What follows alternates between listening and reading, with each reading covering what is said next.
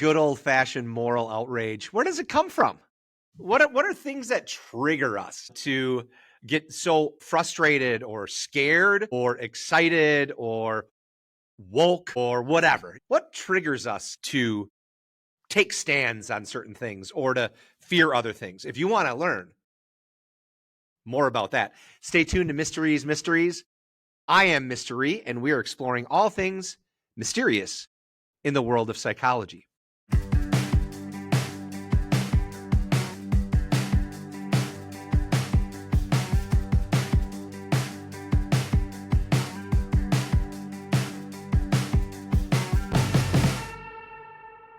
This is a little different episode. I challenged my producer, a bear, to go ahead and give me a topic and for me to just go with it. He's giving me some freedom here to kind of ad lib and explore my space. Let's just say the first warning he gave me was, Eric, please don't swear. Okay, so I am going to try to harness my energy. I'm going to try to harness my self-righteousness, which my wife says that I do come across as a bit know-it-all-ish at times. And she's right, because I do know it all. No, I'm just kidding. But we're going to talk a little bit about something called availability heuristic. So availability heuristic it's actually a memory technique. And it's a bit of a failure in our memories. And it's to no fault of our memory. If we're aware of it, it will help us out a lot.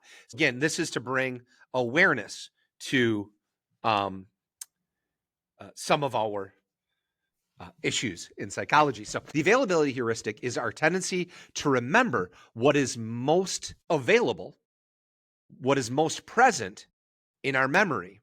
And in recent episodes, we talked about recency effect, where the thing that we last saw, that's the thing that we're going to remember the most, right?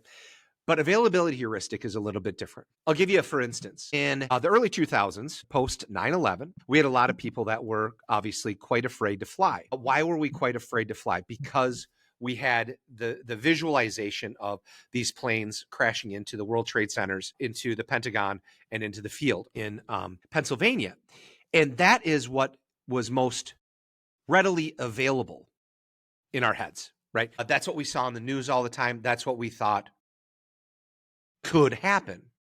But we didn't take into consideration that there were much more greater chances that we were going to become injured or die in a car crash. And these things happen all the time. And so much of this is dictated by media and social media, where we have the latest trends of moral outrage, the latest trends of fear mongering, those types of things. I'm trying to come up with these on the spot without becoming, too animated. So here it goes. We have like a moment a couple weeks ago where we have this outrage about these drones that were flying out near New Jersey. And everybody's talking about how, is the government spying on us? Is there some sort of nuclear warhead issue? Is this China? Whatever was available in our media feed, that's what occupied us. Now, nobody said anything about that for the last 2 weeks, or the last month, now that when you're hearing this, yet it was readily available to all of our memories for about a week. And people went down these rabbit holes with this fear and that sort of thing, and now it's gone because we're on to the next thing. The next thing that is readily available to our mind. So that would be an example of availability heuristic. So here we have this fear of being spied on by these drones. Yet, 22 years ago, we had the Patriot Act that was created to give our government the right without warrant to invade on people's privacy if they just felt like there was a need. So we have this outrage to one entity because it's so readily available to us. But yet, the thing that invades many of our lives every day via smartphones and access that various entities have that in tracking our information, we have no fear about. We don't even talk about it, whatever, because it's not available to our mind. It's not available to our memory. But those darn drones out in New Jersey, those really grab our attention, right? Okay. And who knows, maybe we're justified in fearing that, but we're too distracted and we're ready to move on to the next thing, right? So that would be one example, or a second example of availability heuristic. There have been boycotts, so many boycotts, and of people talking about woke culture and that sort of thing. And I remember there was a boycott on a certain streaming agency because of a movie that they were showing, and this movie was definitely controversial. Obviously, if you have a Netflix membership, you can choose to watch it or choose not to watch it. But then all of a sudden in social media, there was this massive movement that people were going to cancel their Netflix memberships and it was all about the sexualization of girls. Okay, you might be justified in this one show that sexualizes girls, yet we have programming on virtually every network every day that does the same thing.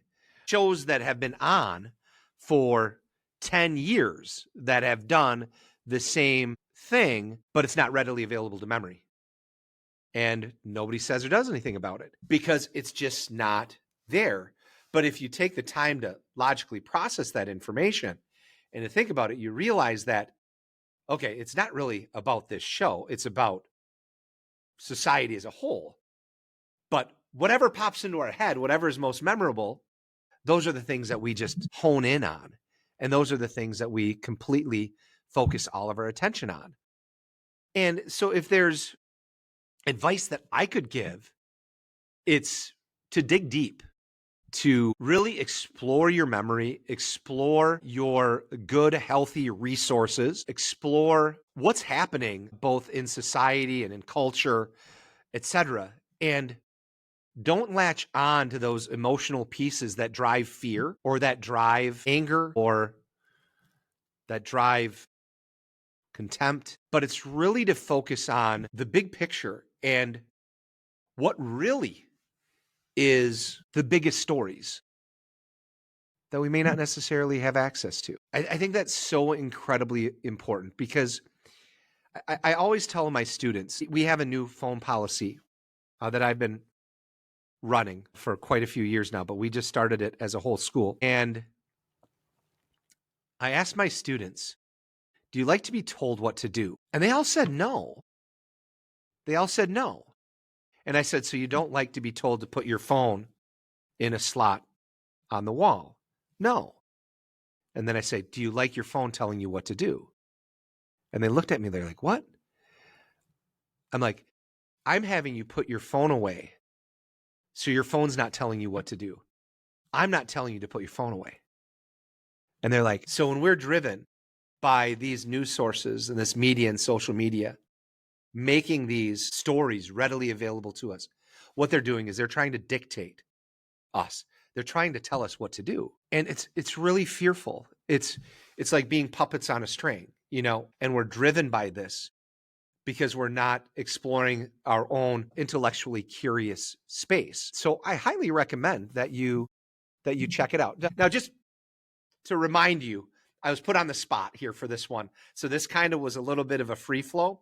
So if it did come across as self-righteous or condescending or narrow-minded or whatever, I'll apologize for that, but it is a topic that I think is incredibly, incredibly important. And it is something to just be really, really aware of as we explore this newer world of social media and of mass media that's controlled by about 6 different major organizations that we aren't controlled by other people and what we're supposed to hang on to and believe to, that we're supposed to believe in, and just continue to explore that. So just a few thoughts on that. I thought, hey, let's go ahead and try something new.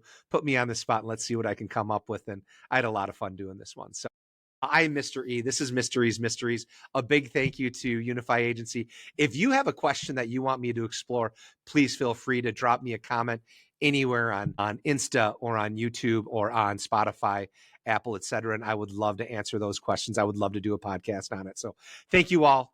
You have a great day. See ya.